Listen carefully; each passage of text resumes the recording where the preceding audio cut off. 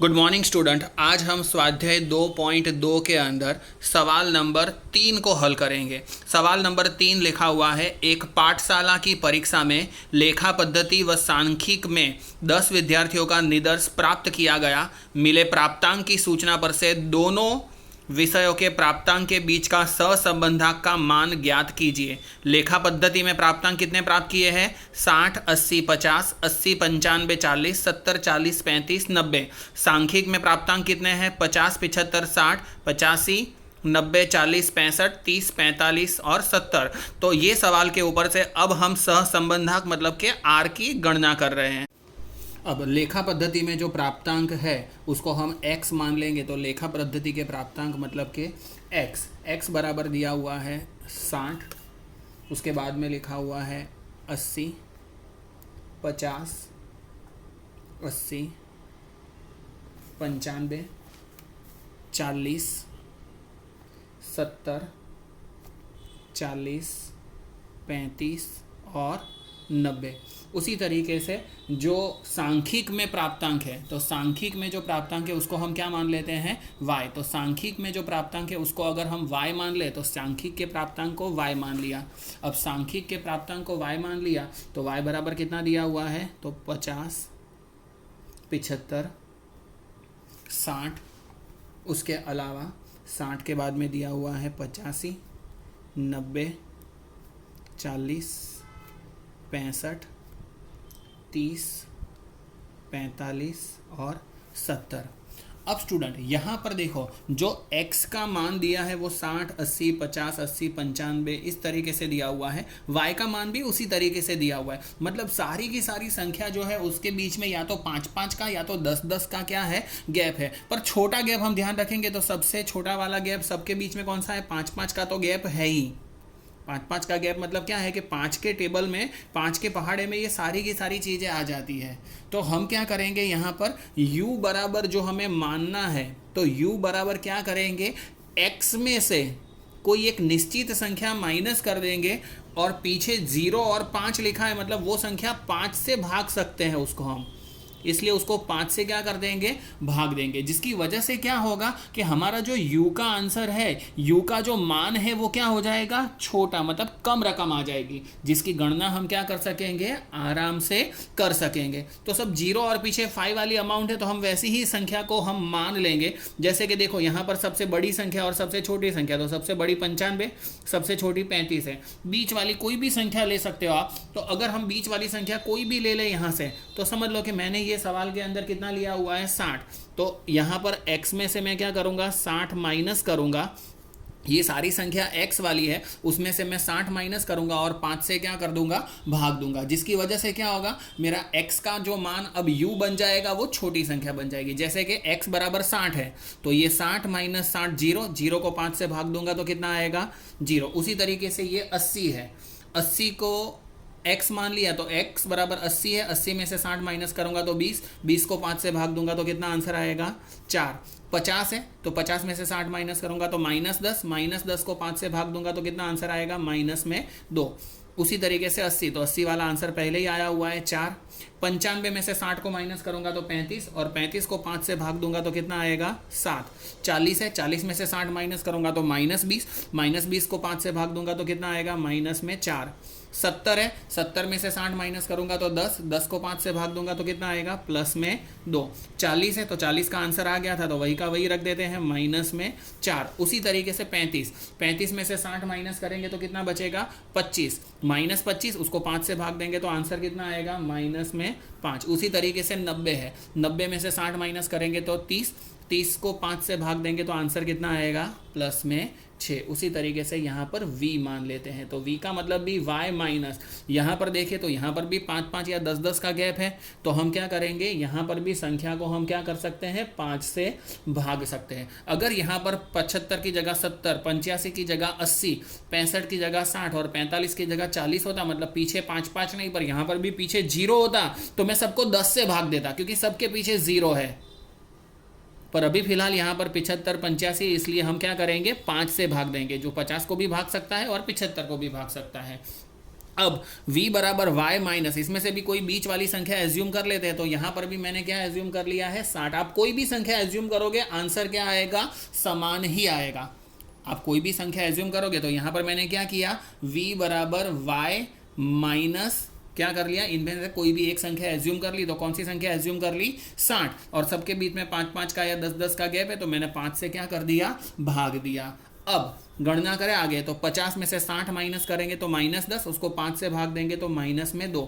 75 में से 60 माइनस करेंगे तो 15, 15 को 5 से भाग देंगे तो 3, 60 में से 60 गए तो 0, 85 में से 60 गए तो 25, 25 को 5 से भाग देंगे तो आंसर कितना आएगा, प्लस में 5। 90 में से 60 गए तो 30, 30 को 5 से भाग देंगे तो कितना आंसर आएगा, 6। 40 में से 60 गए तो -20, -20 को 5 से भाग देंगे तो माइनस में 4। उसी तरीके से 65 में से 60 माइनस करेंगे तो कितने बचेंगे, 5, 5 को 5 से भाग देंगे तो प्लस में 1।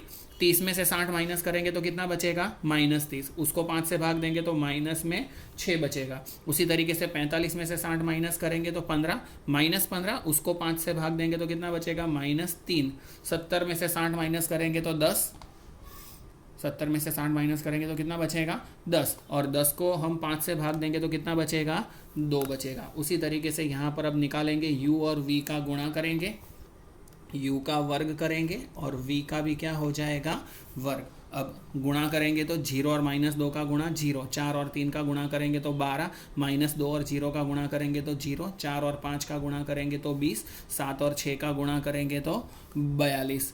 उसी तरीके से आगे देखें तो -4 और -4 का गुणा प्लस में 16, 2 और 1 का गुणा करेंगे तो 2, -4 और -6 का गुणा करेंगे तो प्लस में 24, -5 और -3 का गुणा करेंगे तो प्लस में 15, 6 और 2 का गुणा करेंगे तो कितना आएगा, 12।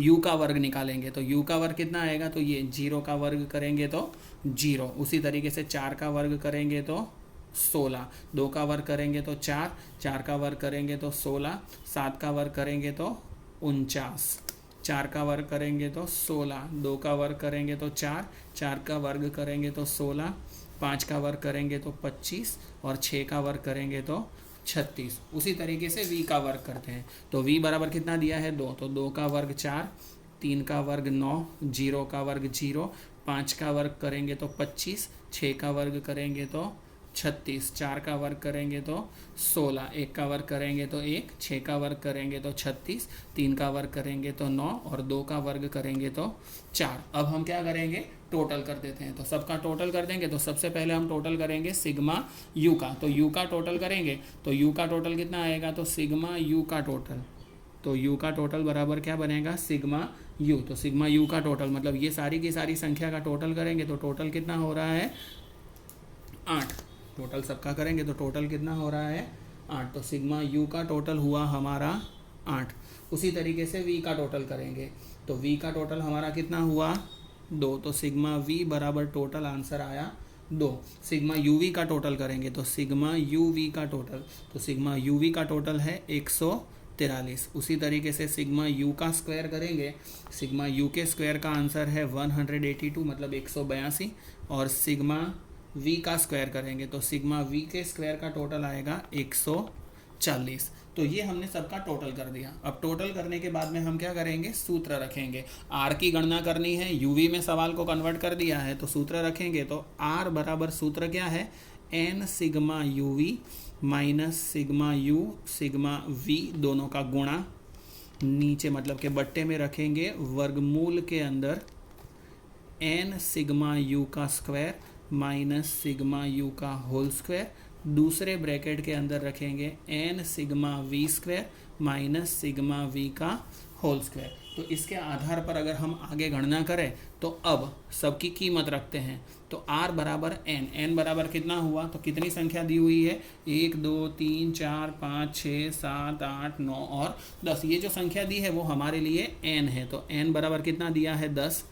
सिग्मा यू वी कितना दिया हुआ है 143 माइनस सिग्मा यू बराबर कितना दिया हुआ है 8, सिग्मा वी बराबर कितना दिया हुआ है 2 दिया हुआ है। बट्टे में रखेंगे वर्गमूल के अंदर n बराबर कितना है, तो ये n की कीमत है 10। सिग्मा u का स्क्वायर कितना दिया हुआ है 182 माइनस सिग्मा u का होल स्क्वायर मतलब सिग्मा u बराबर कितना है 8 और उसका होल स्क्वायर दूसरे अंडर रूट में रखेंगे n बराबर 10, सिग्मा वी स्क्वायर बराबर कितना दिया हुआ है 140 माइनस सिग्मा वी का होल स्क्वायर, तो सिग्मा वी बराबर कितना दिया है 2 का स्क्वायर। अब 143 मतलब 10 और 143 का गुणा करेंगे तो कितना आंसर आएगा 1430, 8 और 2 का गुणा करेंगे तो 16। उसी तरीके से यहाँ पर देखें तो वर्गमूल के अंदर 10 और 182 का गुणा करेंगे तो 1820 माइनस 8 का वर्ग करेंगे तो कितना आएगा 64। दूसरे अंडर रूट के अंदर 140 और 10 का गुणा करेंगे तो 1400, 2 का वर्ग करेंगे तो आंसर कितना आएगा 4। अब आगे देखें तो 1430 में से हम क्या करते हैं 16 को माइनस कर देते हैं, तो यहाँ पर हमारा आंसर कितना आएगा 1414।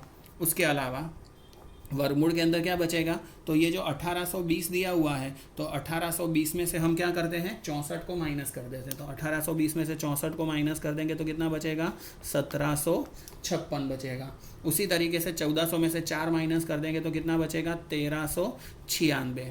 अब 1414 बट्टे के अंदर हमें क्या करना है, ये 1756 और ये 1396 दिया है, उन दोनों का क्या करना है गुणा कर देना है, और गुणा करने के बाद में उसको वर्गमूल से क्या कर देना है बाहर निकाल देना है। 1756 और 1396 का गुणा करना है, फिर उसको वर्गमूल से क्या कर देना है बाहर, तो गुणा करके वर्गमूल के बाहर निकालेंगे तो इसका डायरेक्ट आंसर आ रहा है 1565.69। अब 1414 को 1565.69 से भाग देंगे तो हमारा आंसर आता है R बराबर 0.90। तो ये हमारा फाइनल आंसर हुआ R बराबर 0.90।